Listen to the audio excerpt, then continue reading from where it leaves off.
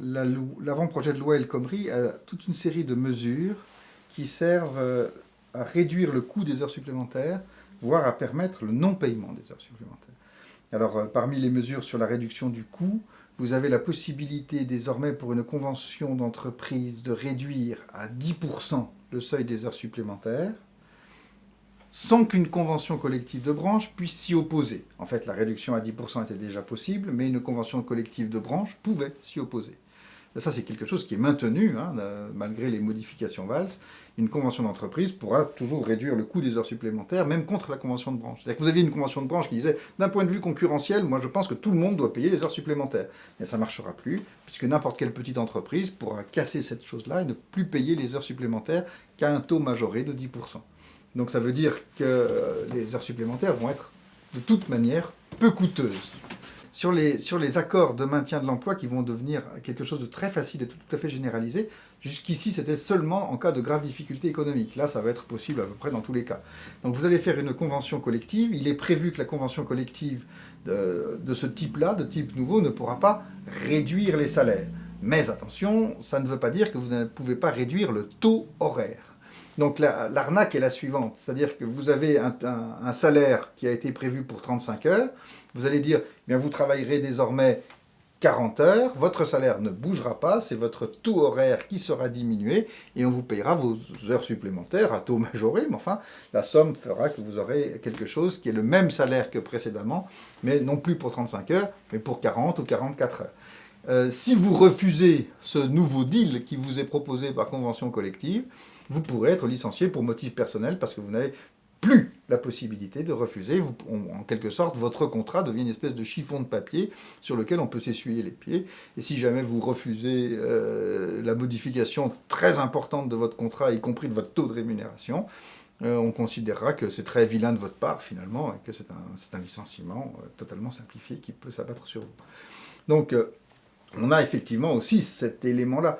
Mais ce n'est pas un élément qui, comment dire, les heures, le SMIC demeurera respecté et la majoration de 10% des heures supplémentaires restera respectée, même dans cette hypothèse-là. On a juste baissé la rémunération de base. Il y a une autre disposition qui est plus impressionnante parce que là, on est encore dans des hypothèses plutôt, comment dire, riantes, joyeuses.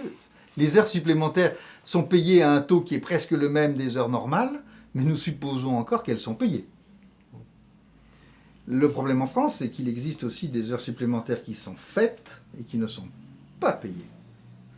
Et donc on a un problème d'effectivité, toutes ces règles-là. Souvent, les employeurs ne payent pas vraiment les heures supplémentaires. Alors, un salarié peut se plaindre contre des heures supplémentaires qui n'ont pas été payées et obtenir gain de cause au prud'homme s'il arrive à prouver qu'il a fait un certain nombre d'heures. Et pour prouver, c'est pas si difficile que ça, il suffit de noter sur un petit carnet, je le dis à ceux qui nous regardent, vous notez vos horaires soigneusement sur un petit carnet, et ces horaires feront preuve, jusqu'à preuve contraire par l'employeur, des horaires que vous avez réellement faits. Donc vous notez soigneusement tous vos horaires, et après vous allez devant le juge, voilà mon petit carnet avec tous les horaires que j'ai faits, on m'a payé tant d'heures, j'ai effectué beaucoup plus, je demande la différence. En principe, ça suffit pour gagner, sauf si, évidemment, on prouve que vous avez menti et que vos horaires de petit carnet sont juste des mensonges. Alors là, évidemment, vous perdez. Mais encore faut-il arriver à prouver que vous avez fait des mensonges. Bien. Encore faut-il tenir le petit carnet. Donc, il faut avoir regardé cette vidéo, ou être un bon juriste, pour commencer à avoir son beau petit carnet à spirale dans lequel on note absolument tous les horaires qu'on fait. Donc, ce n'est pas si facile que ça. D'accord ? Mais on peut tout de même y arriver sur une semaine, sur un mois. En cas d'annualisation, les heures supplémentaires, pour savoir si vous en avez, il faut noter sur votre petit carnet sur un an. Seuls les plus maniaques d'entre nous, les héros, arrivent à cette prouesse-là. C'est déjà plus un petit carnet, c'est un bon gros carnet avec ses 365 items qui ont été notés. Mais c'est quand même possible de le faire sur un agenda. Vous savez, vous avez un agenda et vous notez tous les jours. Et si vous êtes persévérant, vous le faites pendant toute l'année et vous arrivez encore à faire payer vos heures supplémentaires. Les personnes qui y arrivent sont devenues une infime minorité, évidemment, pour tenir un an. Mais il pourrait y en avoir. Il pourrait y en avoir. Aussi, il a été prévu, dans l'avant-projet de loi El Khomri, d'organiser la computation, le calcul des heures supplémentaires sur 3 ans. Donc, pour arriver à vous faire payer vos heures supplémentaires, ce coup-ci, il va falloir démontrer que vous avez eu tel et tel horaire pendant 3 ans. Et ensuite, vous ferez votre moyenne sur 3 ans. Et après, si vous avez dépassé les 35 heures en moyenne sur 3 ans, vous aurez droit à des heures supplémentaires. Qui va noter sur 3 ans? Là, ce coup-ci, on est tranquille. Personne. Aucun être humain, même très au courant, même très méticuleux, même maniaque, même juriste, qui fait tous les autres trucs, ne peut faire une horreur pareille. Noter pendant 3 ans ses horaires. Personne ne peut faire une chose pareille. Dès lors, la preuve des horaires, sauf lorsqu'il y a des pointeuses, des systèmes automatisés d'enregistrement qui sont non falsifiables, sauf dans ce cas très particulier, les horaires deviendront insusceptibles d'être prouvés. Insusceptibles d'être prouvés, ça veut dire que les heures supplémentaires ne pourront plus du tout être réclamées devant les conseils de prud'homme. Donc, on a ces dispositions dans la loi El Khomri qui font que les heures supplémentaires sont moins chères quand elles sont payées, et des dispositions qui permettent de ne pas les payer. Ou, si l'employeur est de bonne foi, de les payer à échéance de 3 ans. Parce que si l'employeur paye les heures supplémentaires, c'est les heures supplémentaires en moyenne sur une période de 3 ans, ça veut dire que les heures supplémentaires que vous faites en 2016, vous pouvez croiser les doigts, elles seront peut-être payées, si vous avez un employeur honnête qui n'a pas fait faillite d'ici là, en 2019. Donc vous faites vos 44 heures, vous êtes payé 35 heures, et vous espérez que dans 3 ans, votre employeur honnête vous versera l'ensemble de vos heures supplémentaires. Je dis, c'est une loi qui est soit faite pour les optimistes, soit faite pour les patrons voyous qui souhaitent ne pas payer les heures supplémentaires. Alors, ce genre de dispositif n'est pas seulement honteux en soi. Vous voyez, on voit les entreprises qui rouspètent actuellement en disant « c'est terrible, on nous impose des délais de paiement à 30 jours, parfois à 60 jours. Nos fournisseurs refusent de nous payer à moins de 30 jours, à moins de 60 jours, et ça cause des problèmes de trésorerie épouvantables. » Et au même moment, ils demandent 3 ans de délai de paiement pour les heures supplémentaires sur leurs salariés. C'est délirant. D'autant plus que la prescription des salaires est plus courte que les 3 ans. Enfin bon, bref, on n'ose même plus. Vous voyez, on arrive à force d'aller dans la régression systématique et de chercher des régressions supplémentaires, on arrive à des choses qui sont juste honteuses, grotesques. On arrive à des dispositions qui ne sont absolument plus faites pour les employeurs, mais qui sont faites seulement pour les employeurs voyous. Vraiment seulement pour les voyous. Donc écrites par des conseillers de voyous. C'est vraiment quelque chose d'absolument dégoûtant. Bon. À part le côté choquant, il y a aussi un côté économiquement grave.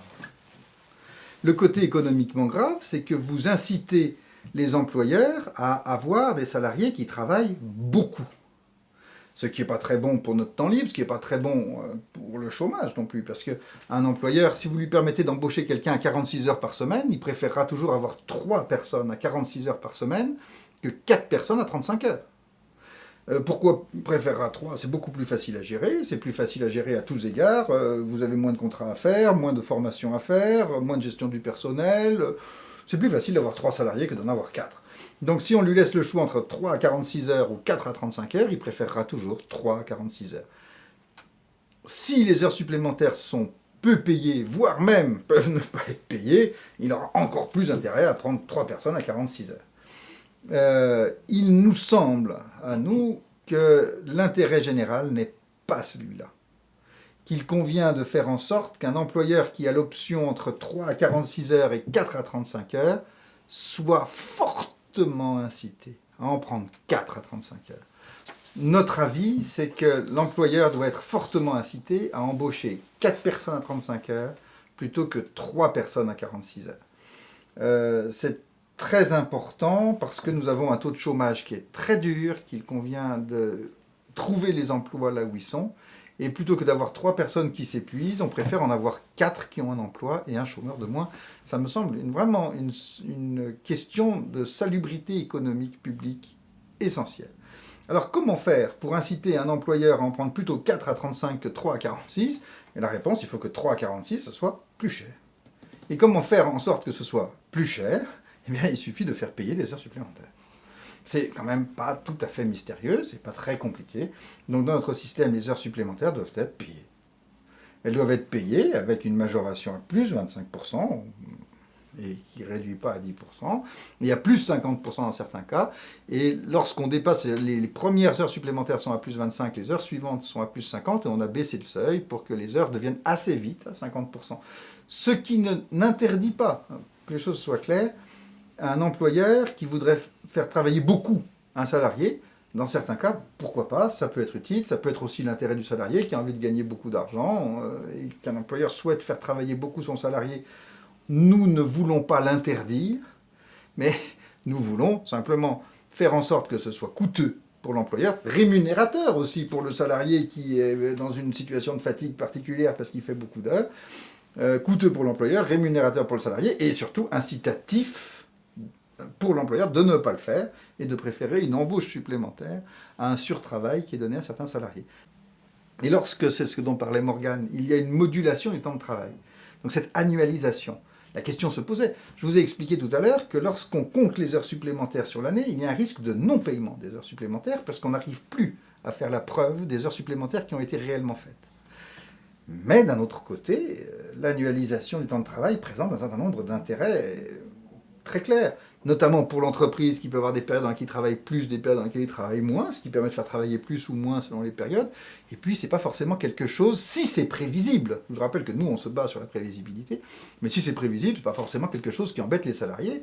Certains salariés vont préférer parfois travailler beaucoup pendant 2 mois, et puis avoir ensuite 2 mois vraiment tranquilles où ils pourront vaquer à des occupations vraiment personnelles. Et à partir du moment où il y a de la prévisibilité, ça peut arranger tout le monde, ça peut arranger l'employeur, ça peut arranger le salarié. Donc, si vous voulez, l'annualisation du temps de travail n'est pas quelque chose que nous voulions prohiber généralement. Mais nous sommes conscients d'un risque sur les heures supplémentaires, et nous pensons que cette flexibilité-là doit faire l'objet de contreparties. C'est pour ça que lorsque l'on va faire une annualisation du temps de travail, il convient pour nous d'assurer comme contrepartie un plus grand nombre d'heures supplémentaires payées. Un plus grand nombre d'heures supplémentaires payées, ça veut dire une réduction de la barre à partir de laquelle les heures sont supplémentaires. Les 35 heures, c'est une barre à partir de laquelle les heures sont supplémentaires. Si vous voulez qu'il y ait plus d'heures supplémentaires, et donc qu'il y ait plus de coûts pour l'employeur, et que donc il y ait une contrepartie à l'annualisation, il faut baisser cette barre. Donc on l'a baissée à, alors ça, si c'est sur une trimestrialisation, c'est plutôt 34, c'est 34, 33, tout dépend de la flexibilité demandée. Et si c'est une annualisation, on tombe à 32 heures. Donc pour nous, les 32 heures sont une contrepartie des flexibilités qui sont demandées à un employeur. Ce n'est pas une généralité, on n'a pas fait passer d'un coup la France aux 32 heures, c'est une position qui est défendue par certaines organisations syndicales et par beaucoup de personnes. Pour l'instant, nous, on s'est contenté d'un projet modéré, les 32 heures sont une simple contrepartie qui est accordée en échange de l'annualisation, difficulté de preuve des heures supplémentaires, mais plus grand nombre d'heures supplémentaires, et donc plus de rémunération d'heures supplémentaires pour ceux qui auront le courage de tenir leur petit carnet, ou bien sûr pour ceux qui auront la chance d'avoir un employeur honnête, il y en a quand même beaucoup aussi. Actuellement, les lois sont faites par et pour les très grandes entreprises.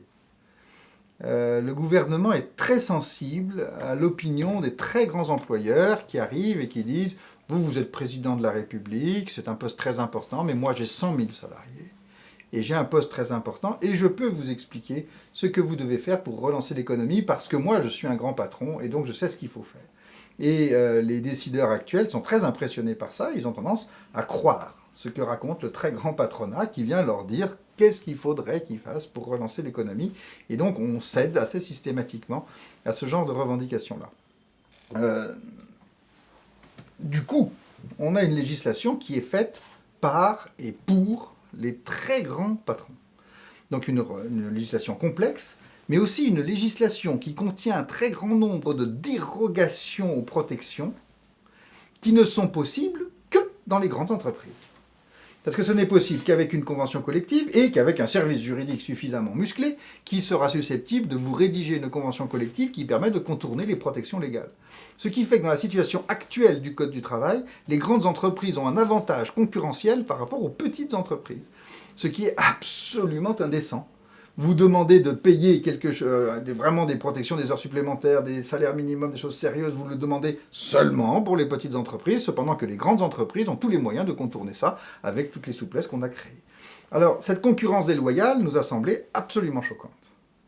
Ce qui fait que, dans le cadre de notre travail, à chaque fois qu'une souplesse est permise par convention collective, elle est aussi permise pour les toutes petites entreprises, moyennant l'autorisation de l'inspecteur du travail.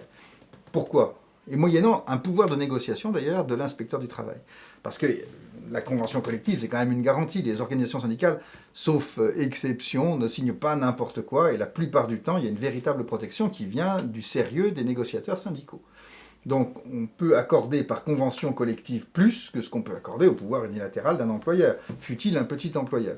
Donc il nous a semblé qu'il fallait substituer la protection par convention collective à une autre protection, la substituer par une autre protection. Ce qui fait que le petit employeur, cependant, doit pouvoir bénéficier des mêmes dérogations que celles que les grandes entreprises ont. Donc tout ce qui est possible par convention collective est possible dans les petites entreprises.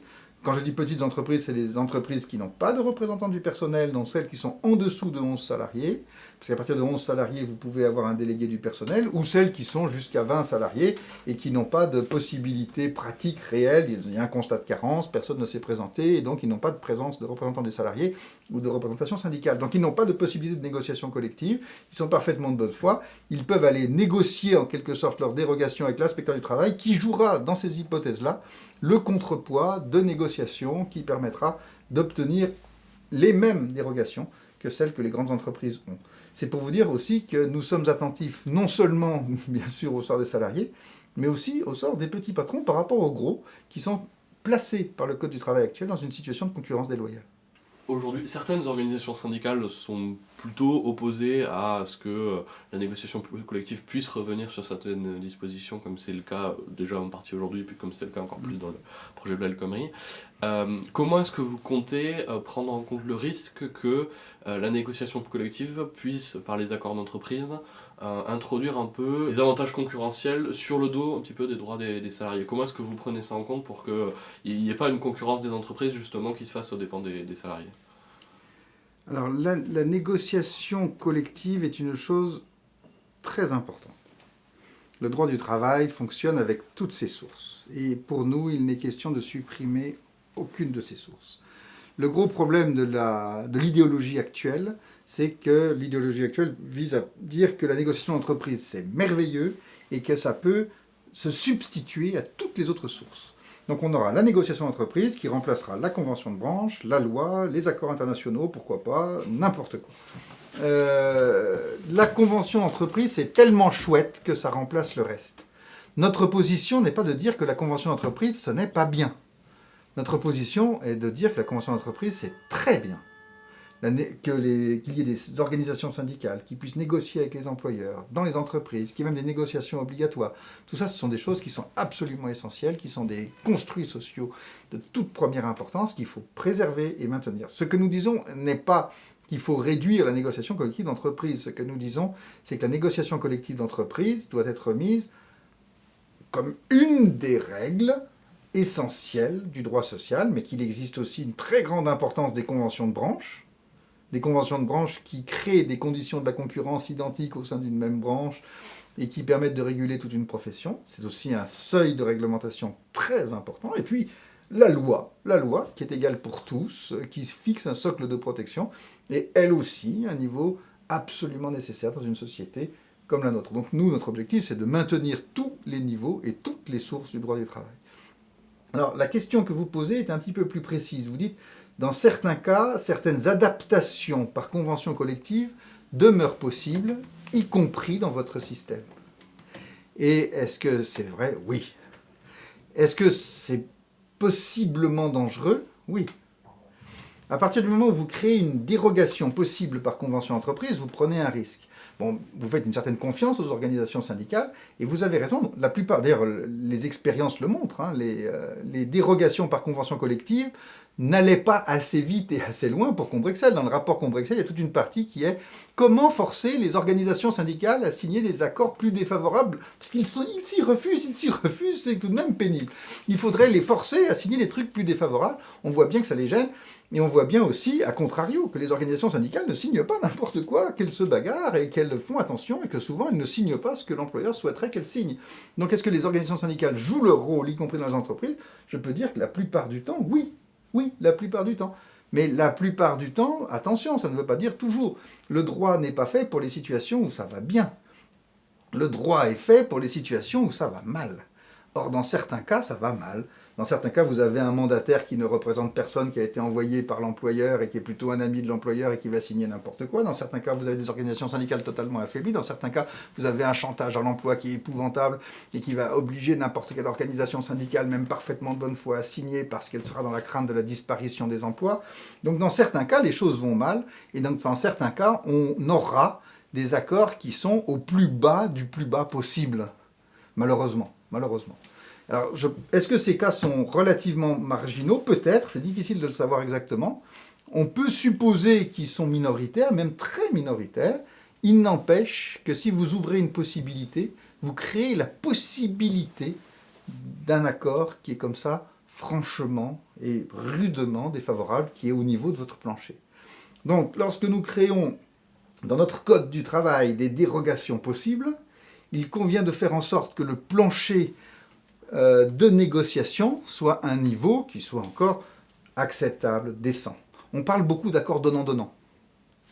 Eh bien, dans notre code, il est prévu que les souplesses qui sont accordées par convention collective soient faites, justement, c'est ce dont parlait Morgane, soient faites avec une contrepartie. En quelque sorte, le donnant d'un côté, nous avons déjà prévu qu'au minimum, il soit avec un donnant de l'autre. Typiquement, lorsque vous avez une annualisation du temps de travail, voilà un donnant d'un côté, de l'autre côté, on passe aux 32 heures, c'est impératif. Ce qui fait que vous, même en ayant la possibilité de souplesse par convention collective, ce qui nous semble utile, nous n'aurons pas non plus, n'aurons pas pour autant des accords déséquilibrés, puisque dans ces cas-là, nous avons prévu des contreparties obligatoires. Et dans l'architecture des normes, notre philosophie, contrairement à la loi El Khomri, qui, dans les formulations, c'est toujours l'accord d'entreprise ou d'établissement, et à défaut, la convention collective de branche, assez souvent.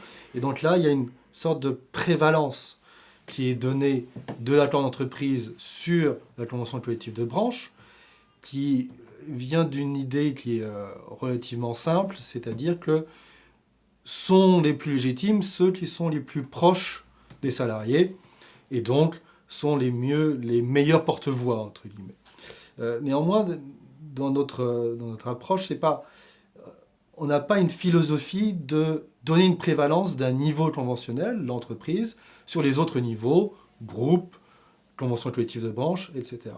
C'est plutôt de créer une articulation, une véritable articulation entre les différents niveaux de négociation et entre les différents niveaux de convention collective, sans en faire l'entreprise, l'alpha et l'oméga du vrai travail, qui risque, comme vous l'avez dit, de créer des distorsions de concurrence dans un même secteur d'activité, donc c'est-à-dire entre des entreprises qui agissent sur le même marché. Et ce qui est assez paradoxal dans la loi El Khomri, c'est que d'un côté, ils modifient, ils essayent de refaire, de redonner véritablement ces lettres de noblesse à la convention collective de branche en réaffirmant ces lois de la profession. Cette philosophie de loi de la profession est précisément une logique de concurrence, c'est-à-dire que plancher minimum qui s'applique à toutes les entreprises.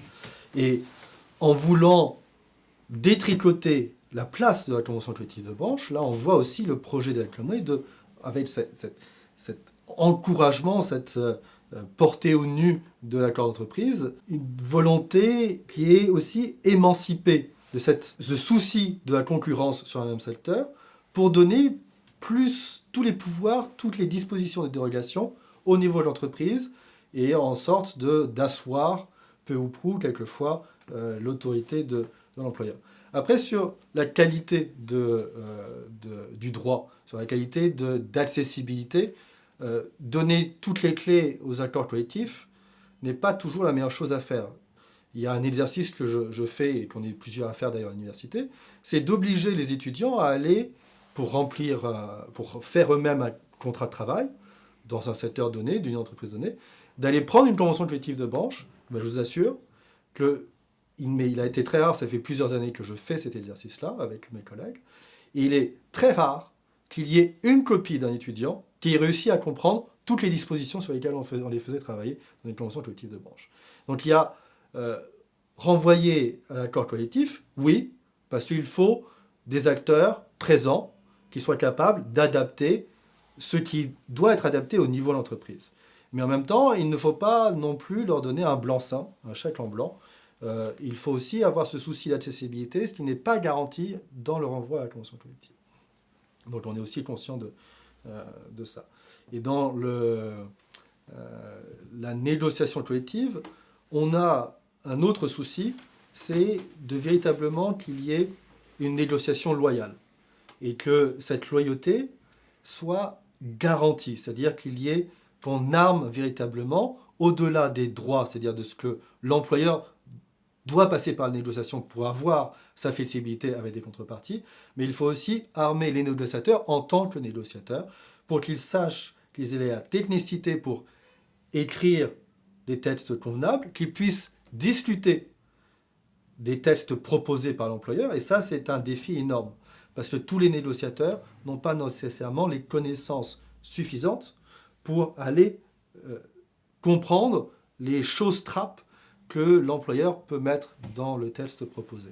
Et on aura probablement, ça c'est pas encore décidé et c'est discuté, on aura probablement des dispositifs qui aideront à armer ces négociateurs pour rééquilibrer les négociations. Et il y a quelques idées déjà dans la loi El Khomri, alors pas dans la négociation entre l'employeur et les organisations syndicales, mais il y a des volontés quelquefois de les armer, notamment en permettant au comité d'entreprise de payer un expert comptable pour les organisations syndicales. C'est l'une des petites avancées qui a été ajoutée dans la proposition Valls. Et dans ces choses, on peut aller plus loin, c'est-à-dire que véritablement, les organisations syndicales peuvent avoir recours à un expert, alors pas nécessairement financé en partie par le comité d'entreprise, parce qu'il y a quelque chose d'un peu bizarre de faire payer par une autre institution ce dont va bénéficier le délégué syndical. C'est-à-dire faire payer le comité d'entreprise pour les délégués syndicaux est quelque chose d'un peu compliqué, bien si on peut comprendre qu'il y ait une alliance qui n'existe pas toujours en pratique. Alors, dans le temps de travail, il y a les congés.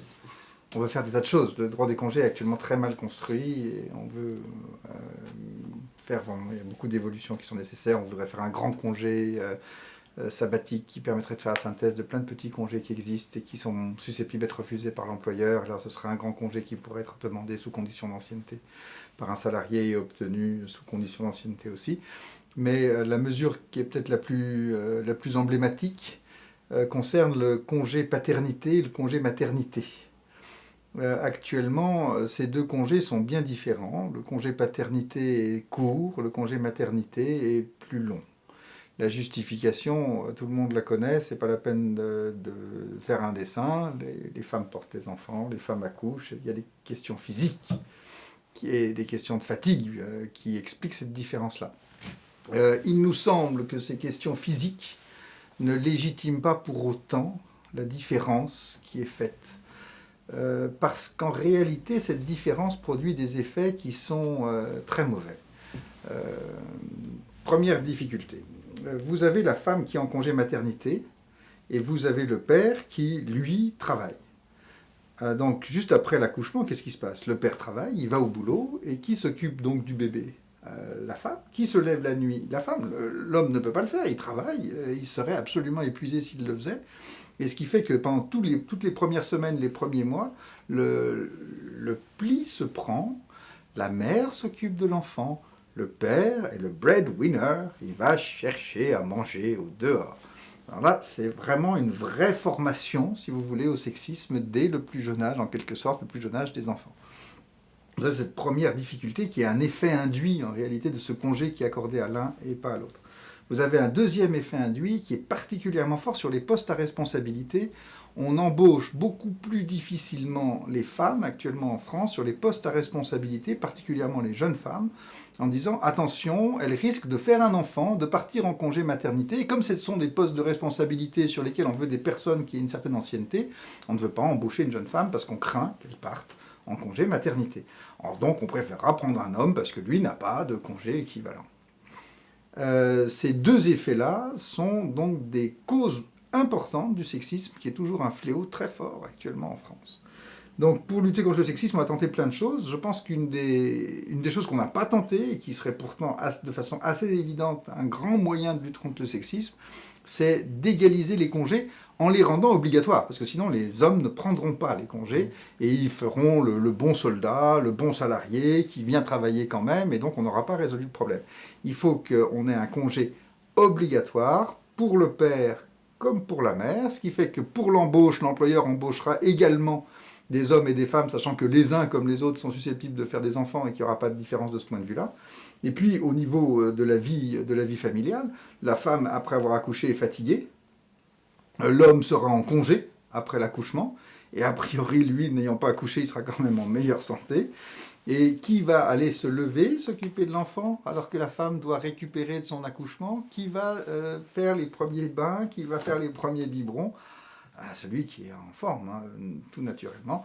Et donc, ça permettra aussi de rééquilibrer une situation au sein des couples qui est très déséquilibrée, de rééquilibrer un peu, on ne se fait pas d'illusions, les effets du droit ne sont jamais gigantesques, le sexisme de la société ne se résoudra certainement pas d'un coup de baguette magique, mais on a là une mesure qui permet, à notre avis, puissamment de lutter contre le sexisme, tout en étant une mesure de progrès social, donc un congé parentalité égal pour le père et pour la mère.